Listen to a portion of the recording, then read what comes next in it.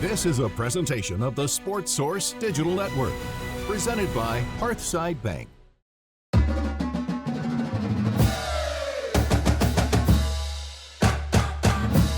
Welcome to the Sports Source Digital Network. I'm John Pennington, joined by David Ubben from The Athletic, by Vince Ferrara from 99.1 The Sports Animal, and by Bob Hodge right here from Dow Jones. You followers of Cole, or people who followed the Sports Source here in Knoxville for 23 years. You've been by my side 99% of the time for all shows. Bob Hodge, thanks for being here. I want to talk about the truth about the SEC, and we're gonna get to that truth with three simple questions, okay? Just a big picture, kind of a look at the Southeastern Conference. Question number one. The SEC won 7 national titles in a row from 2006 to 2012. They won 13 titles from 2006 to 2022. That's unbelievable. That's 13 titles in what, 16, 17 seasons? The landscape has changed. We now have a playoff. Will we ever see a conference do anything like that again? No, but I don't think it's because of the playoff. I think the question is, we've entered into the NIL era. Already changing the question. Well, we're entering into the NIL era, where everybody can pay players. If you look at the NCAA probation list, the last 20 years, if you want to look at the last 2 national championships, and note that the SEC did not compete in either of them, and that the Big Ten won them both, you could choose to say that that's a coincidence, or you could also choose to say that the playing field is leveled in terms of the financial ramifications of assembling a roster. So you kind of have to decide what to do with that. And to me, when you look at the amount that, well, Michigan has development issues, certainly had money, but Ohio State obviously made a big to-do about how much money they'd invested in that roster. Right.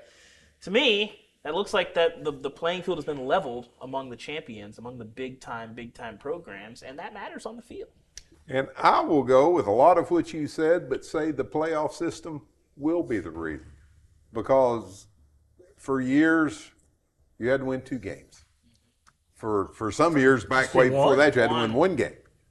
And now you got to win at least 3. Last year, if it Ohio goes to State, 16, you'll have to win 4. Yeah. and Ohio State won 4 last year. Mm-hmm.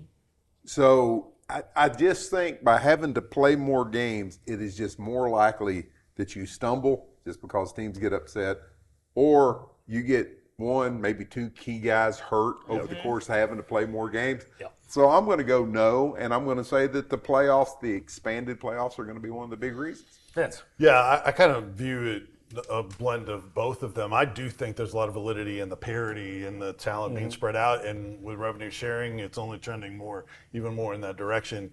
But you hit on the key thing that I was going to mention, and that's the injuries. You're not when you have the elite versus the elite. I mean, one playmaker can make a big difference, and so just from a percentage standpoint, you're going to have those kind of things pop up. So I do think it's going to be more difficult. You're not just going to. And oh, by the way, Nick Saban isn't there for the SEC. That does help. Well, to me, it's the fact that you used to just have to be one of 2. For a lot of that run, you got voted in. Yeah. So they picked one team, and there was always one SEC team. And one of those years, it was SEC versus SEC when they paired Alabama and LSU in a rematch. Yep. You were pretty much guaranteed of winning a national championship when your 2 guys are picked to put in head-to-head. I think the fact that now it's spread out across, it's going to be 16 teams, that's just much more difficult to think every single year, instead of you got a 50-50 shot every year, because every year an SEC team got in. Yeah. Now you look at last year, who would have said going in last year that the SEC, there was talk, they're going to get 5 teams, they're going to get 5. They only got 3 in last year. So I just think that's a big difference. I don't disagree. I think you make good points. Mm-hmm. I just lean more toward the system has gone from you having to win 1 game and you automatically get a team in it, basically, to, okay, now it's a free-for-all among 16 teams with injuries playing a role in it, with NIL even in the playing field. Yeah. I think the answer, though, regardless of why we're saying it, is no, we're not going to see anything like that again. Yeah, and I think, too, Notable of those 3 teams, one of them Texas. And it's like what we were saying. You combine those things, having to play those games. The healthiest team at the end is going to be the team that wins it a lot of time. You see that in the NFL, but that plays into the NIL and portal. And guess who can't stockpile a stable full of 5 stars anymore? The Georgia, Alabama, the Ohio States of the world. If you have a key loss, if you lose your 5-star left tackle or your 4-star right guard, you can't just slide in the 5-star sophomore hadn't been sitting there. He's playing somewhere. He's playing somewhere else, and that really matters. And so all those things, I think people were looking at. Well, what is going to be the effect of NIL? What is going to be the effect of all this portal stuff? And you look around. It's hard to not look around and say it has evened the playing field out a little bit and has made more parity in the sport. Yeah, and I think it really eats at depth. You just for I think sure. that's a big part of it. Yeah, there's some. Still, Georgia and Alabama have more depth than anyone else, but it's not like it used to be. Yeah, and go ahead and it bit Georgia last year. Georgia saw last year. They get Carson Beck hurt. If they have a healthy Carson Beck, I don't know that I'm betting against Georgia, so we'll see. The big boys can improve their starters, but they lose their depth to the other schools as well. Just real quick, because I know we got to move on. The playoffs expanding to yes, because you got your paper up. So when you expand to 16, I mean, Jimmy had that note. I guess they shared it at the spring minis in Destin that if they had a 16-team playoff over the last 10 years, the SEC would have gotten 5 to 7 teams. Would that increase your chances because you got more teams? I don't think so because, again, you're having to win more games. Sure. Yeah. I just go back to most of those years you had a 50-50 chance of winning a national title. Right. Because you put one team in there every year. So, all right. Question number 2. I'll start with you, Vincenzo. Okay. Texas stepped right into the SEC last year and finished first in the league. Now, they lost the title game, but they were the number 1 seed going in against Georgia. There was so much talk last year. Well, we'll see how Texas does when they get in the rough and tumble SEC. And if you go back, we'll see how Missouri does. Now, Missouri hasn't done well over time. Well, they've done okay over time. But they first stepped into the league and went straight to the SEC title game 2 years in a row. Texas A&M with Johnny Manziel. And I wouldn't bet against Oklahoma having a nice year at some point. Yeah, they'll figure it out. So is it overblown? We always talk about, the SEC, it's so good, it's so tough. Missouri walked right in. A&M walked right in. Texas sure walked right in. Is it as tough as we like to put it out there? I mean, I understand it means more, and Greg Sankey's got his metrics that he's bringing out at SEC meetings, but Texas didn't seem to think it was all that tough. Yeah, I mean, I've been saying this for a long time. The SEC is the best league. Like, you look at the talent, you look at the recruiting rankings, you look at the draft, like, it's pretty indisputable. That run of championships mattered as well. I have thought for a long time the gap is not as wide as people want to pretend that it is, even with those talent issues.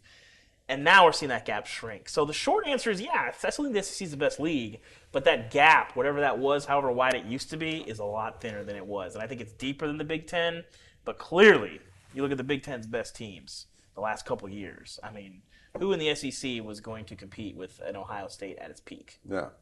Vince, I'm sorry.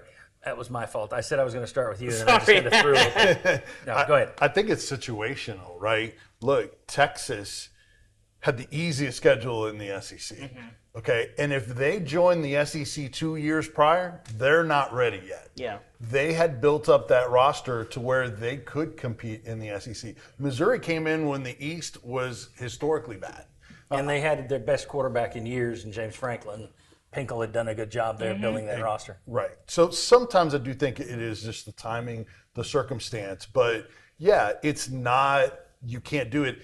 The point of the argument is week after week after week. You think that you can go have this record in that league, we'll go through the grind. Well, also with more teams, the schedules aren't as balanced. So Oklahoma had a lot tougher schedule than Texas, right? And that might have played a big factor in them not being able to, to have the same kind of success. I've always kind of poo-pooed that whole thing, that the SEC, that if you went out and you brought in, School X and it was dominating where it was, that's just going to be average over here in the SEC. No, I never did buy into that. I mean, and I think right now if you went and let's say you drop Oregon into the SEC.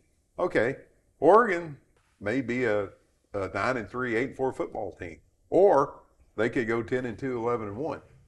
You really just don't know. I just don't think the SEC outside of Alabama and Georgia has just been this, it is an obstacle course of we're going to kill you. Auburn's been down. Ole Miss has just been up for the last few years. So I've always thought that was a little overblown. Well, and I think the SEC is the best. Yes, but not. They act like you can bring anybody in here and we will grind them down to a no. Well, they act like it's NFL, SEC, and then the rest of college football. It's like, no, you're closer. You're in there. You're the best, but you're not that much better. I just think about if you took this idea that that league stinks compared to us. If you took Tennessee or South Carolina or Alabama last year, a 9-4 Alabama team, put them in the Big Ten last year. I'm sorry, I don't think they're going 11-1. No. I think they're probably going to, or we'd never lose to Minnesota or Wisconsin. You might. Yeah. Yeah, I think you could. If you're Tennessee and you lost to Arkansas, you telling me you couldn't have lost to Wisconsin? You telling me Illinois couldn't have beaten South Carolina last year? Oh, they played in the bowl. Yeah, they played in the bowl game. So do you think that some of these teams would just waltz into these other leagues and win it? I don't. I think you benefited. You nailed it. For years, you had Alabama and Florida. Then it became Alabama and LSU. Then it became Alabama and Georgia. Mm-hmm. The one common denominator over all those years that made the SEC for all the we're so good, a huge chunk of that was Alabama winning 6 national titles. Yeah. I also think that you can't do the same thing in the SEC argument. That I think applies more to the group of 5. If you're talking about a Boise State or someone else from the outside, then I think that's a massive jump. And then you're talking about mid to bottom of the league in the grind. But for another Power 4 conference school that has a lot of the State was in the SEC the past few years, I think they do okay. Yeah, I don't think they'd turn into Vanderbilt. I think they'd hold their own. They're in a rough spot, but generally I don't think the results would be that different. Right. Yeah, I don't think if Clemson had been over here, now granted they had an easier ACC path, but they kept beating Alabama. So I think that Clemson would have held its own in the SEC during their heyday, their window there. Let's do the third question. All right, we're getting the truth of the SEC, and I want to stop for a second and just say thanks to Hearthside Bank. They make all of this possible. They're always within reach. If you're banking anywhere, Southeastern Kentucky, Southeastern Tennessee, Hearthside Bank's where you need to go. Check out hearthsidebank.com. It's great people. Great people. Personal banking. When I say personal banking, I know, sure, business banking, personal banking, digital, all that, but personal, as in you're talking to a human being who cares about your financial future. This is not, I go to a window and I talk to a teller on a screen and the teller is in Nova Scotia. And there are financial institutions throughout East Tennessee that do that now. Not with Hearthside. Hearthsidebank.com. We thank them for bringing you the Sports Source Digital Network. Question number 3, our final questions. This one's a little tougher. It's a multi-part question. I want to take the SEC teams right now and put them into tiers. And the tiers are as follows. Always, meaning they'll pretty much always be challenging for titles. Like 8 out of 10 years. Often is the next one. Say 6 out of 10 years. They're 6 or 7 out of every 10 years they're competing for a title, meaning they're in the mix, in the top quarter of the conference. Mm-hmm. Occasionally, that's a team, Missouri, South Carolina. They had their little run, each went to the SEC title game twice. Okay, that's occasional in my mind. And then never. Never. Vandy gets its own tier. That's right. So let's start and work our way down. Let's go to always. Which programs will always be competing for titles in the SEC? And I will say, when you look at all-time titles, we'll put this on screen, Alabama with 30, I don't know what Kalen DeBoer is going to do, and I know they went 9-4 last year, but I'm going to put them in the always category. I kind of want to kick them out. I don't know how that fit is working. I think the idea that you're just going to be there every single year is really hard. Well, this goes back over since 1933. I know, but you also have more titles that's than a anyone. lot of Saban. That's a lot of Bear Bryant. I don't know that Kalen DeBoer is that guy. He's a really good coach. But I think, ironically, there's some years Whitworth worked in there too. If he does that, it ironically does kind of lessen what Nick Saban did. It's like the Brady Belichick debate. Gene Stallings won one too. Yeah, Bill Curry went 11-1 down there. That's fair. But every year, I don't know that I buy that Kalen DeBoer is going to have the same standard of excellence that it's I'm going to go with if that's what the standard we're using, there will be no always. Yes, then always is eliminated because.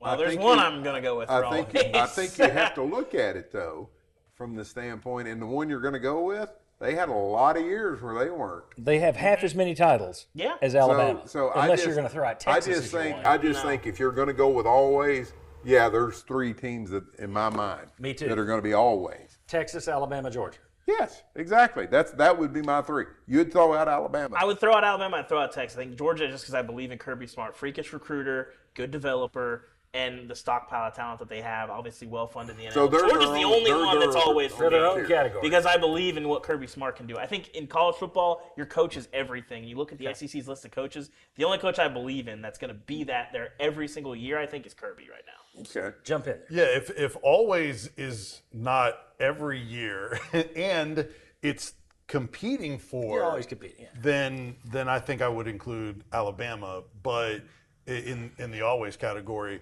because I think even if there is a drop off, and look, dropping off to 2 or 3 games, that's still significant from what Nick Saban was. I think there's an 8-4, 7-5 hiding in Alabama in the next 5 years. But if And that happens, I think you possibly could be 8 out right. of 10 years there. But if you take a longer look at things, often is not. I mean, and it may not even be Kellen DeBoer that gets them back there. I mean, who knows? Maybe, yeah. What if You we, know. what But do I you just call it? think Almost Alabama. always. I mean, that sort of comes down to, like, would you consider last year for Alabama contending for the SEC? Because I would not. No. Yeah, exactly. No, I think wouldn't either. No. Yeah. I think over the course of time, though, Alabama's always going to be in the.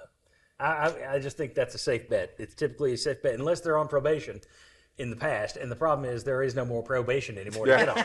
So if you're anybody but an Alabama fan, I think you should look at Alabama, Georgia, and Texas always being up. We say Alabama, Georgia, Texas. You say who? I would say Georgia, and Texas, Texas, and Alabama. I guess I would lean. Don't just fall because, to our peer pressure. No, it's because I do think it's a little bit lighter, kind of like an almost always. That's why I would include. Yeah, I those couldn't three. come up with it. I mean, you know what I'm getting at. You got to have It's something not that's literal. like Gotcha. 80%, 60%, 40% never. Gotcha. Okay. And you say still just Georgia. Just Georgia. Okay. We'll put David on his own island. Okay, now because I think Tennessee's probably going to go in the often category, I'm going to skip that. Let's go down to never. Okay. Let's take out the other end of this thing. Okay. So Vanderbilt. Let me run through the teams that have never won it in the past. And they may not be in your never category now because NIL has changed, the league's Right. changed, et cetera. Right. But Vanderbilt, even though they were 6-6 last year, they're never going to win the SEC title. We agree? Yes. Agreed. Okay. Other teams have never won it. Texas A&M, I wouldn't put them in the never. No. Texas, obviously not in the never. Oklahoma, no. Nope. South Carolina's never won it, but they've made the SEC title game twice. I wouldn't put them in never. I wouldn't either. I wouldn't. Missouri, I would not put them in never. because they've been to the SEC title game twice. Arkansas, I would not put them in They're never. close in the expanded. They're right in the there. expanded They're SEC, teetering. they're close. But no, I mean Houston Nutt, you got to bring him back. See what he Yeah. can do. but I still wouldn't put them in never. Yeah. I wouldn't either. What makes it tougher for some of these teams that we're considering in the never category is the fact that there's not divisions anymore. Yeah. That it's wide Yes. open. Yeah. yeah, maybe one of them gets a great. Well, here's the thing: a great schedule. The bottom line is you got to be one of the top 2 teams in the conference to make the championship game. Yeah, And Missouri that's took much more difficult. yes. Missouri back in the day when they got Yeah, they South took Carolina. advantage. Right. Yeah. They didn't go through the Right. hell, Tennessee and Florida. It was just Tennessee and Florida in the East all those years. Mm-hmm. Right. Okay, Mississippi State. Now Yes. they've won the Never. title. They've I'm won the good- I'm title good with them once. in the never. 1940. They won it in World War II. Never. I'm going no, never, ever. They did make an SEC title game and lost to Tennessee. Gave Tennessee Yep. fits though. But we're saying never on Mississippi State. Yeah. I'm fine with that. Okay. MSU and Vanderbilt, 2 losingest teams all time in the conference, so they're the nevers. Kentucky. They've won a couple, one of them in 1976, and they wound up on probation immediately thereafter. I'm good with never on the, I think on the never. Wildcats. I'm pretty happy with never on Kentucky. Yeah, I think never. Yep. Ole Miss. No, not never. Yeah, I mean, I think you're seeing like Lane Kiffin is Never made an SEC title game. But I'm gonna. Lane Kiffin is a polarizing guy, and I think a lot of people believe Lane is overrated. But you can't both think that you can't think that Lane is both overrated and also not believe that Ole Miss is like bumping up against their ceiling, which is contending for SEC titles. Like they weren't that far last year, so I'll put occasionally there. I think it's very coach dependent, and I think the floor for Ole Miss is pretty low.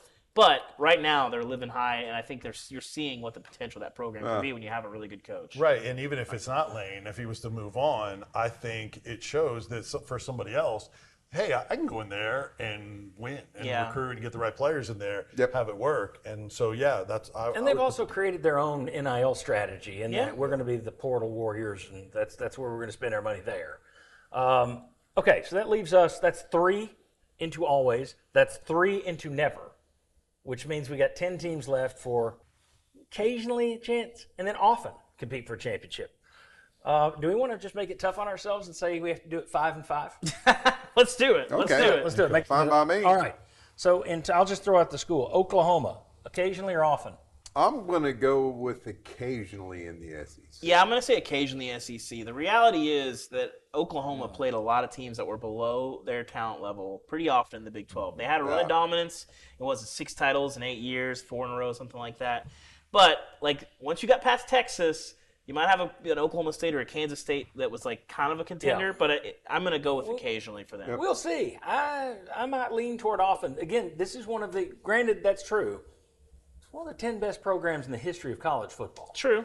So, but I think in the Super Conference era, it's tough. The Super Conference era. That's where they're in the SEC. Yeah, that's right. Cut down our last argument. Yeah, my first thought is occasionally. I do think it's a tougher transition for them. I wonder though, better coach. They do. They have. They're willing to put in resources. So I'm kind of teetering that. I want to see how we fill it out, and they may be one that it's fluid. It's close. Yeah, it's close. It's tough because it has gone very poorly since Lincoln left. I'll go up and down all over the list. So Texas A&M. I'm going to have to say occasionally. My head tells me often, but history is history. But history says occasionally. A lot of money. A&M's one of the most confounding cases in the entire sport. There's no reason why they shouldn't be one of the 5, 10 best programs in the country. If you just not. Without having paid attention the last 10 years and throughout Texas A&M, I'd say often. Mm-hmm. But having seen the last 10 years, I think you got to say occasionally. Yeah. Yeah, they're another one very similar. Resources, they should do better. They have the potential to, the right coach. But what if we're not filling out that often? If we have to have a 5 and 5, well, I know. We're going here. All right, so I'm going to go on LSU. I'll go often with them. Yeah, I think that's an easier one. Last 3 coaches there have all won national titles, and 2 of them not highly regarded by the commentariat of the sport, Les Miles and Ed Orgeron. Here's the next question. Is it often or often? I say often. What do you say? Quickly. Probably. You said often. That's what made me think of it. But I say often. Sometimes. You said often, yeah. What are you doing? I think I go back and forth. Okay. I thought we'd be... We Cavaliers. Yes, exactly. Kind of let me hang on that one. All right. South Carolina. Occasionally. They're going to be often. Yeah. Yeah, okay. Florida. I'm going to go often. I'll say often. I'm going to go often. I think people forget that the program was more humble before Spurrier than you think. Haven't won since 2008. Yes, but I don't think it takes a lot to be winning 10 games frequently at Florida. They've just had a lot of – they've made some bad hires. You downgraded Alabama, though, and said, well, they've just had 2 coaches. Florida's just got Urban Meyer. Well, that's 2 coaches. That's 2 coaches in 2 decades, though. Because Florida was Bryant and Saban. I know, but Florida pre-91 is a different. We have 50, 40-something years of excellence of Alabama and some missions in there. These are the goalposts, and you're moving them, David. Maybe a little bit. Bit. I think people just assume Florida's always been good, and that's just not true. Yeah. Okay, Arkansas. I'm going to go occasionally. A generous occasionally. Right. In the Super Conference era, I might push them to never, but it's close. I think we got. I know it looks normal here. I mean, it looks like it's done. So I just want to see if we're right. Auburn. That's an often. I'll go often. I'm going to go. I think you have to go often. I guess maybe my childhood memories of Auburn. They're better than what I've seen the last few years. Yeah. The thing is, you're going to get hammered for a year. being in the mix for national champions. And Auburn's tough because you're going to get 2 11-win seasons sandwiching a 4-win season. Before you go on probation. Yeah, exactly. And it kind of downgrades how you think of that anymore. You've seen some really bad Auburn programs even recently. Yeah. But, they're winning a lot.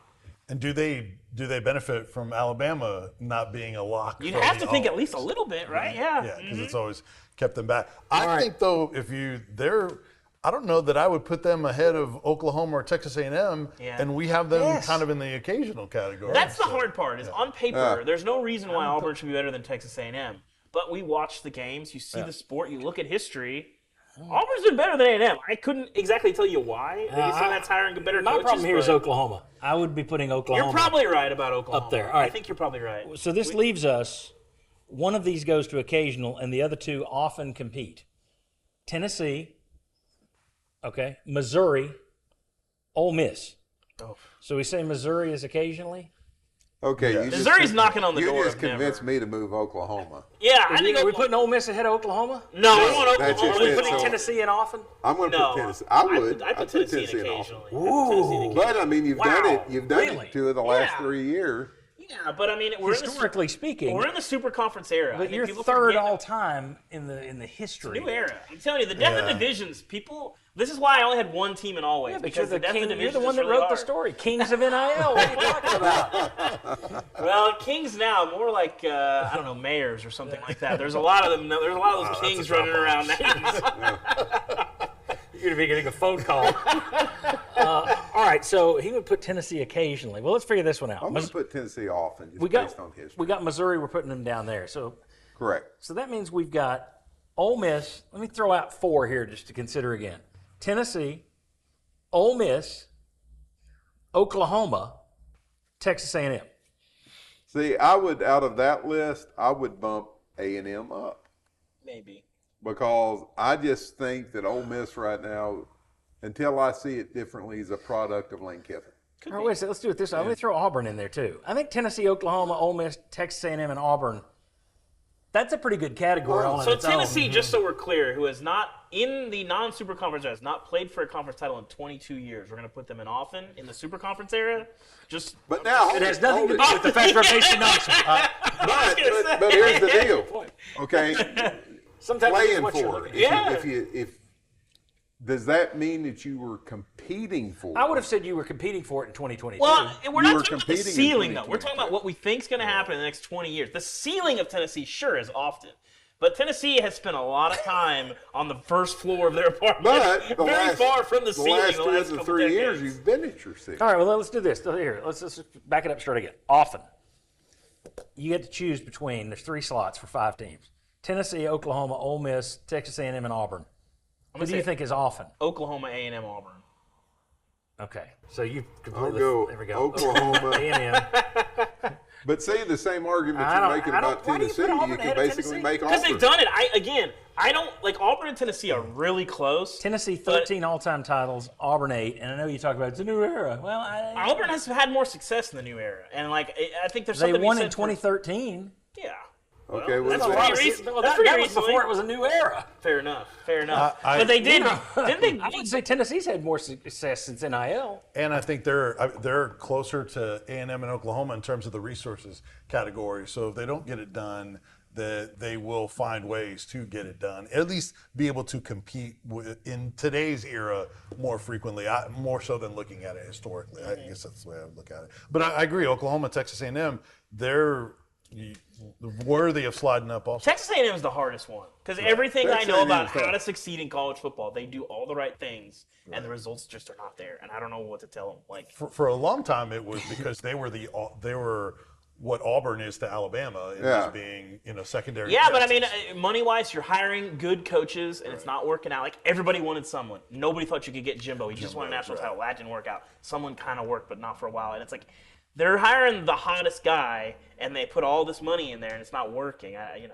Well, so what we needed always, high often, low often, usually and never. Let's just have 16 different categories. Yeah, exactly. Because I mean, that's I know people at home are like, well, what's the list? It's like, hell, it's all scratched up. Yeah. I can't remember this time. All right, Well, so I we've would got- put hang I on. would put Tennessee and Austin ahead of Auburn based on recent history. What? And based Well, on that's all very time. recent.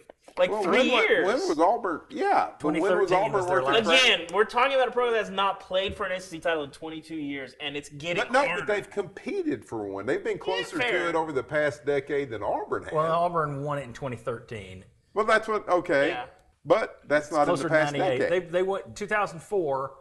They were undefeated. Yes. 2013, 2010, they won the national title Yeah. with Cam and the Bagman and Danny Sheridan and all that stuff.